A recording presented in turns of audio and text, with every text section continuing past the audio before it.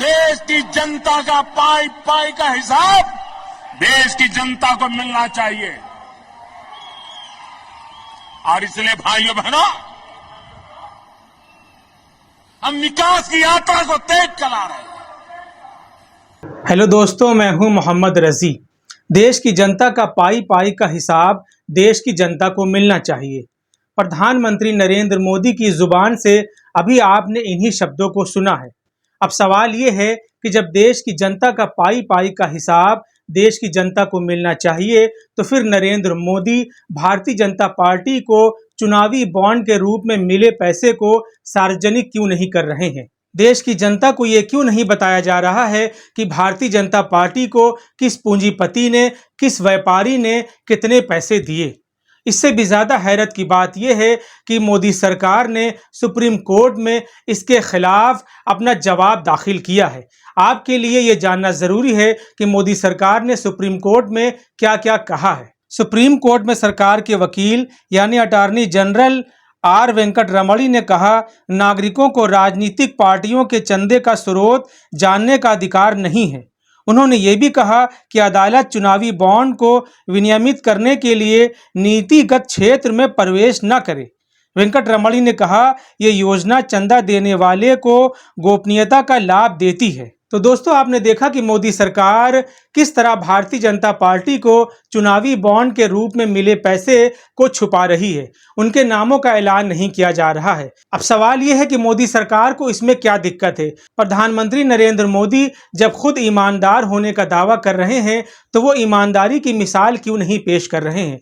वो क्यों नहीं बता रहे हैं कि भाजपा को चुनावी बॉन्ड के रूप में मिले पैसे के बारे में पब्लिक को जानना जरूरी है। आपको बता दें कि साल 2021-22 में बीजेपी को 1032 करोड़ जबकि कांग्रेस को 236 करोड़ का चुनावी बॉन्ड मिला।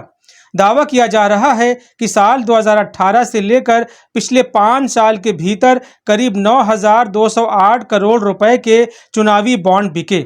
इसका करीब 58% बीजेपी के पास गया। दोस्तों, ऐसे में आप समझ सकते हैं कि बीजेपी को चंदे के रूप में कितनी भारी रकम मिली है, जबकि दूसरी तमाम पार्टियों के पास सिर्फ 38% के आसपास पैसा गया है। आलोचकों के मुताबिक चुनावी बॉन्ड के रूप में राजनीतिक पार्टियों को दिया गया पैसा एक तरह की मनी लॉन्ड्रिंग है, एक तरह का काला धन है। बड़े बड़े पूंजीपति, बड़े बड़े व्यापारी पार्टियों को, सरकारों को चंदे के रूप में पैसा देती हैं ताकि सरकार उनका बचाव करती रहे। देश के प्रधानमंत्री नरेंद्र मोदी जिस तरह भारतीय जनता पार्टी को चुनावी बॉन्ड के रूप में मिले पैसे का बचाव कर रहे हैं, उनके नामों का ऐलान नहीं किया जा रहा है। इसको लेकर विपक्षी पार्टियों के तेवर तीखे हो गए हैं। दूसरे तमाम लोग भी सरकार की इस नीति की आलोचना कर रहे हैं, मोदी सरकार की आलोचना कर रहे हैं। लोग सोशल मीडिया पर मोदी सरकार का घेराव कर रहे हैं। Retired IAS officer Surya Pratap Singh लिखते हैं, यानी सरकार कुछ भी कहे, सुप्रीम कोर्ट उसे सच माने। जनता अपना मुंह बंद रखे और गोदी मीडिया गुणगान करता रहे। यही सरकार का मौलिक अधिकार है और जनता व कोर्ट का मौलिक कर्तव्य। प्रशांत कनौजिया लिखते हैं, आपके अकाउंट में पैसा कहां से आया, संपत्ति कैसे खरीदी गई, इसका ब्यौरा आपको देना पड़ेगा। अरबों रुपए राजनीतिक पार्टी को मिलेगा, इसका अधिकार जनता को जानने का नहीं है। यह ट्रांसपेरेंट सरकार है। बाकी आज़ाद भारत का सबसे बड़ा घोटाला चुनावी बॉन्ड है। इसी तरह राजीव निगम भी लिखते हैं, खुद ना PM केयर का फंड का हिसाब देंगे, ना अपने चंदे का। कितने बड़े ढोंगी और बहरूपियां हैं ये सज्जन। दोस्तों, बात सिर्फ चुनावी बॉन्ड तक ही सीमित नहीं है। PM केयर फंड के साथ भी ऐसा ही हो रहा है। आप जानते हैं कि कोरोना के दौरान PMO की तरफ से PM केयर फंड बनाया गया था। इसमें जमा हुए पैसे का ऐलान तो किया गया, लेकिन इसमें किन किन लोगों ने पैसा दिया गया, इसका नाम सार्वजनिक नहीं किया गया। इससे भी ज़्यादा हैरत की बात यह है कि PM केयर फंड को RTI के दायरे से बाहर किया गया है। यानी आप इसके बारे में बिल्कुल भी नहीं जान सकते कि PM केयर फंड में किन किन लोगों ने पैसा दिया है। एक रिपोर्ट के मुताबिक साल 2022 तक PM केयर फंड में करीब 10,000 करोड़ रुपए जमा किए गए। सुप्रीम कोर्ट के सीनियर वकील प्रशांत भूषण का तो ये भी आरोप है कि PM केयर फंड में कुछ चीनी कंपनियों ने पैसा दिए हैं। जब सरकार पर इस तरह के आरोप लग रहे हैं तो सरकार को इसके बारे में लोगों को बताना चाहिए।